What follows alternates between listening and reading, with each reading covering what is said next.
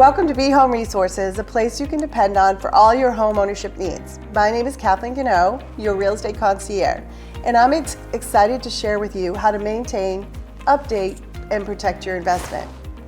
Today, as most of you know, we've been cleaning out our houses in past episodes, and we've got a lot of stuff, and we need to know where to put it and how to take care of it. So my guest today is Joey Salvin with Lifetime Moving Company. Welcome, Joey. Thank you. And Ken Salvin with Junk Removal Inc. Did I get that right? You did. Awesome. Well, thanks guys for coming and hanging out with me today. Thank you for having us. I am, like everyone else, I have lots of stuff at my house, and as a realtor, I know moving services are really important. However, you do moving and storage. Mm-hmm. What are some of the reasons that you see people rent storage spaces for? So the main reason is if you are buying or selling a house, oftentimes you're not going to move from your location directly to your next location. Right. So what you want to do is store your stuff, whether it's for a day, a week, a month. So that's the main reason that we do storage, is in that scenario where they want to keep their stuff, in storage. They can go on vacation or do whatever they want to do in that interim period. And then there's a scenario where you live in a house for 5-10 years and you want to renovate. So you want to redo your kitchen. Yeah. You want to do your floors. But you need all your stuff packed up, and it's not something that you really want to do. So what we can do, and we do this a lot, is you go in and we'll pack up everything. We'll move it into our storage or into your storage and keep it there for as long as you need, and then move it back. And every quote is different. Every move is a different scenario, and we customize every moving scenario to the move. That's awesome. Could have used that when I redid my kitchen. My refrigerator was in my living room. There was stuff everywhere. The kitchen table was in the other room. What about those folks also had this scenario with kids going to college and coming back and dumping everything in the house? Right. Do you do any of the short-term rentals maybe for the summer while they're storing their stuff and then before they go back to school? Sure. Absolutely. Yeah. We'll do small storage, or we have one person that has, this won't make any sense to you, but 30,000 pounds worth of stuff, which in your terms, that would be like a 6,000 or 7,000 square foot house worth of stuff in our storage. So we'll do anything from, we have somebody's grandfather clock, we'll store that. And then we have up to, an entire estate worth of stuff. So all different types of things. So how do we prepare, or how do you prepare the furniture for storage? Okay, so this is important. Especially when furniture or anything valuable is going into storage, it has to be prepared correctly. So it has to be shrink wrapped, it has to be blanketed with our blankets or your blankets in the correct way. Everything has to be covered. If it's got glass faces, it's got to be covered in boxes. Things have to be done the right way, because when you put them in storage, you're not just putting them in there, but you're going to be stacking them on top of each other in order to utilize the space. So you need it to be done the right way in order to make it safe so that things come out unbroken. What are some of your favorite tips or important tips for packing for storage? And you're saying boxes or furniture? Both. I think boxes. My experience with storage for myself was we had to store for a short period of time for a move, and inevitably whatever I was looking for was in the back. Right. So do you have any important tips for packing and storing things? Absolutely, yeah. We sent an email to everybody we're moving with a whole list of tips, and the main thing is to label correctly. We give everybody Sharpies, because one thing you do is when you're packing, you get on a roll and you forget to label your boxes. So it's important to label them with, it's very simple, the room where things are coming from, and then the description of contents. And that's it. If you do it correctly and you do it consistently, then you'll have a much easier time in placement when the boxes are being placed, and also it'll be easier to remember where things are. And then in terms of actually packing stuff, some people love to put books into large boxes because they just have a bookcase and just fill it up a box. Terrible idea. Not good for them, not good for the movers. So always put the heavier items in the smaller boxes, and then larger items into bigger boxes. And always pack like china, plates and cups up horizontal. Use a lot of paper. That's an interesting, not flat, but to store them vertically. Yeah, because when they're flat, if they ever have any sort of,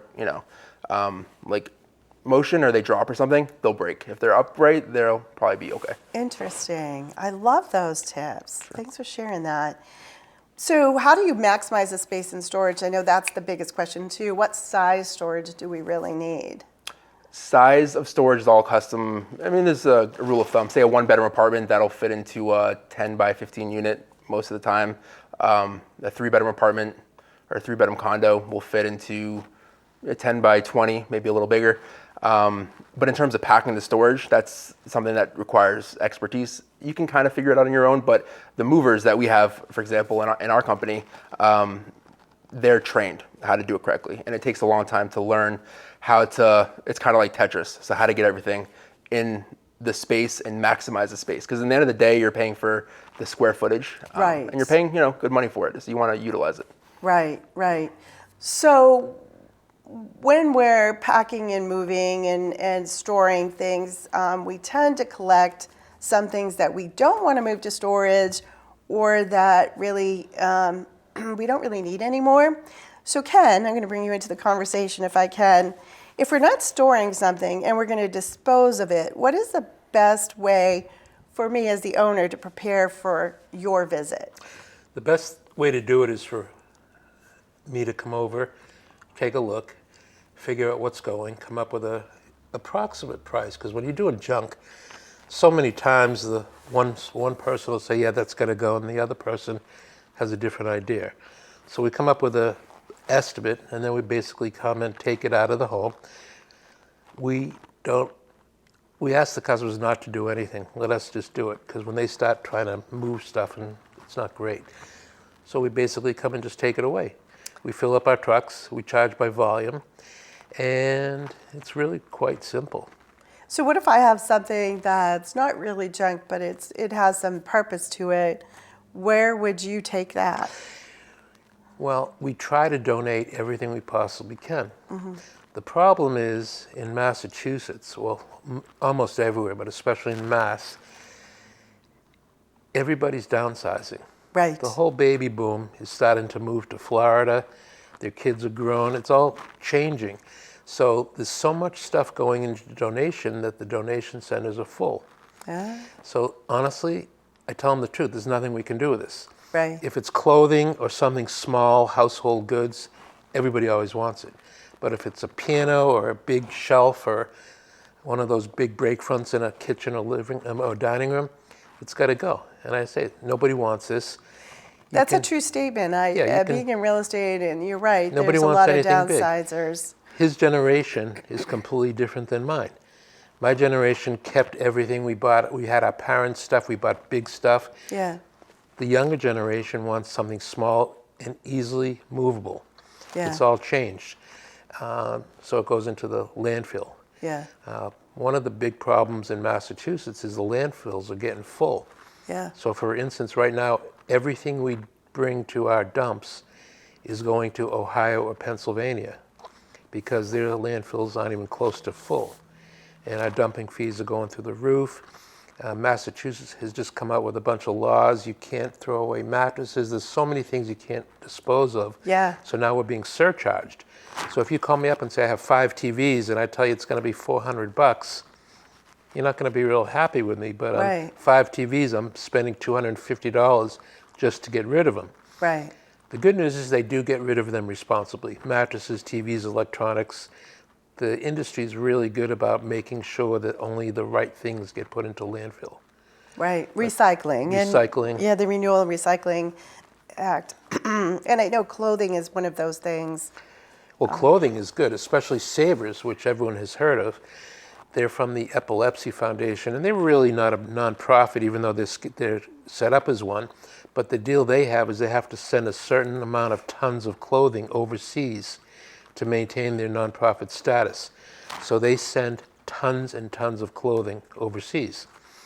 And people have complained to me that, well, it's not a real nonprofit. The problem, or the issue to me is, if you don't have a lot of money, you can go to Savers and get something at a great price. Right. You can get a nice couch for $100. You can get a nice bureau for $30. So it is helping out a population that can use the help. Yeah, and we do have a Savers in Marlboro, and we're not doing a commercial for Savers, but I do appreciate the fact, the renewability aspect of it, where you're moving it and recycling it to someone who may have a need for it, and it's being used to fund a nonprofit. Yeah, plus clothing gets shredded and reused into new clothing. Right. So what are some of the benefits if I'm a homeowner of a dumpster in my driveway versus calling you? Dumpsters are becoming more and more expensive. I recommend dumpsters when, number one, it's very heavy, like roofing materials or construction materials, or when someone passes away and some of the kids fly in and they have to go through everything. So you go through a drawer, throw it away. So you fill up the dumpster over a period of a week or 10 days. That's when a dumpster to me is worthwhile. Otherwise, it's way easier if we come and just take it away, because it gets done quickly. It can be done in an hour or two. Yeah.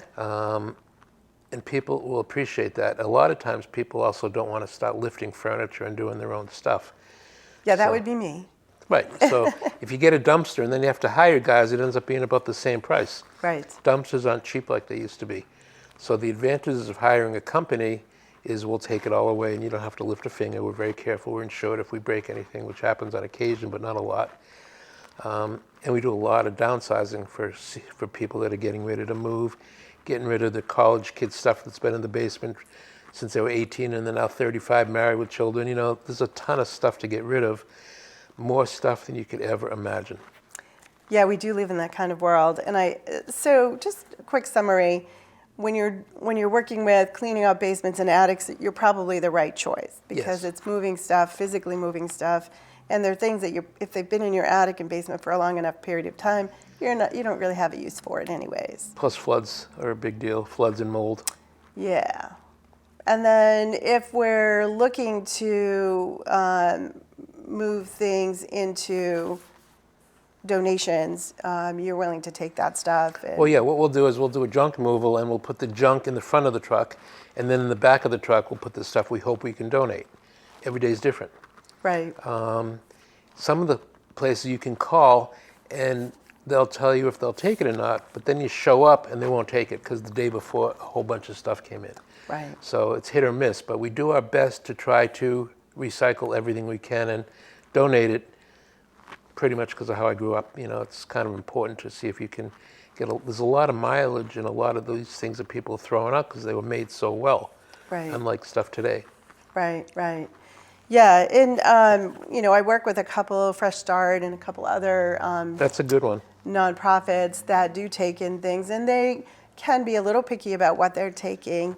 What we found, though, whether it's Habitat for Humanity or Fresh Start, their delivery or pickup after post-COVID was a little challenging. It's gone. Yeah. And So do Salvation you Army's help worse. if I had stuff out, just to deliver it? Yes. And I'm sure that would be something, Joey, you could help with as well. Mm-hmm. So between the two of you, I have two resources. Yeah, no, we're happy to pick stuff up and donate it. And when we donate it, we still wrap it with blankets, as Joey Right. would. Not as good, Yeah. because they don't want to pay for that, but good enough that it gets there in one piece. And those two that you mentioned are the two best. Yeah. By far. Those are definitely my resources when people ask me about where to send their. Yeah, one of them's only open Saturday till noon, so we always Fresh make sure. Start. Yeah, so we always make sure we go there early, so we can get it gone by noontime. Yeah. Is there anything we didn't talk about that you think we should be talking about today with respects to moving and storage and trash removal? No, just we do hoarders a lot, and hoarding is becoming pretty big as seniors are getting older and more insecure, and all of a sudden their world is changing, and they don't have the contacts they used to have. A lot of their friends are dying, their kids are busy, so they start getting attached to their stuff. So hoarding is becoming a much bigger problem than it was 30 or 40 years ago when parents would live with their kids and everyone would live together. Right. So we're dealing with a lot of hoarders, and that's a difficult issue to deal with because they have an emotional attachment to their stuff. They do, and usually my experience has been it's really hard for them to remove it while they're still in the home, and a lot of times it comes later. Yeah, whenever there's a hoarder, I don't usually go on junk removals now. I have a crew and a manager, but When it's a hoarder, I always go because it takes a extreme sensitivity to try to understand what the person's going through. They know they got to get rid of it, or the house is going to get sometimes foreclosed on, or sometimes they have to move or whatever. Yeah, it's difficult, but I hear you, and I've worked with several over even just in the last few years. I do find that sometimes it's value. They don't want to let go of something. One, because they're emotionally attached, but also they see value in it, which is, again, the generational differences between when we grew up, different generations growing up. well, yeah, I also convince them if it's not valuable, I tell them, I'm very honest. Right. I'm not rude, but I'm honest. It's like, this has no value. You don't need it. And if something has value or sentimental value, like pictures or a yearbook, something, we'll put that away and let them keep it. Right. But I'm urging people to get rid of as much stuff as possible. I mean, some people will just keep. We had someone with 20 tons of newspapers, and it actually did structural damage. We had to support the beam in the living room with those supports from Home Depot, because in every hour or two, when they took stuff out, they'd fall because they got loose. Yeah. And the sun actually opened up the wall, and there was actually structural damage. So Yeah, from the weight of the papers. of papers. Yeah. It's all it was papers and magazines. Yeah. Go figure. Yeah. Wow. There is a lot to learn about trash removal as well as moving and storage. And I am so grateful that you guys joined me today. I know you're really busy, and it is a world of change. And so we do have a lot of stuff in our lives. So I appreciate you coming. Thank you so much for joining us. I want to thank you also for joining us today. If you have any tip ideas or topics for us, or any questions about your home and how to take care of it, please email us at the email address on the screen. We want to earn the right to be your real estate concierge. So we're going to invite you to join us on our Facebook group page, Be Home Resources. Again, I'm Kathleen Goneau, and I'm signing off for today. Be well and live well.